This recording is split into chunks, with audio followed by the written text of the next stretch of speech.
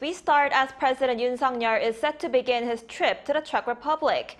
Since the designation of preferred bidder for 2 nuclear power plants, Czech President has invited President Yoon to visit. Yoon is set to work on closing the deal for the 2 nuclear reactors, as well as expanding cooperation in general. Our top office correspondent Kim Do-yeon explains in detail.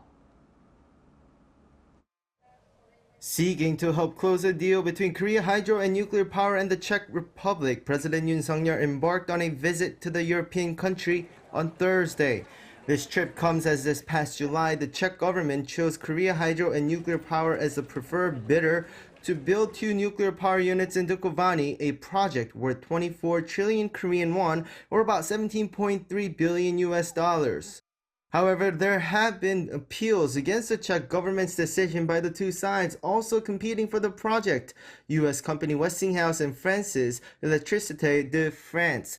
Westinghouse claims the Korean company doesn't have the license to use a nuclear power tech owned by the U.S. firm, while EDF claims the selection process wasn't transparent.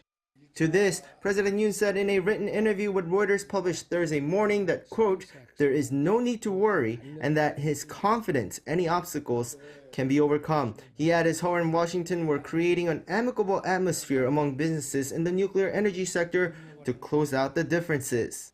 As for the summit, the top office also said the trip will serve as a means to establish a nuclear power alliance between South Korea and the Czech Republic. The President, during this official visit to the Czech Republic, will convey Team Korea's firm commitment to the successful completion of the nuclear power plant project and will actively engage in sales diplomacy as the nation's #1 salesman to secure the contract.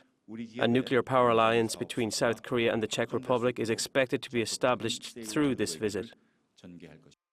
The 4-day visit will start with an official welcoming ceremony in Prague and a summit with Czech President Petr Pavel, as well as an official banquet. On Friday, he will meet with Czech Prime Minister Petr Fiala and travel to the city of Pilsen to visit nuclear power production companies. Coming back to Prague with the Prime Minister, Yoon will sign MOUs in fields including trade, investment, and advanced technology, signaling cooperation beyond the nuclear power sector.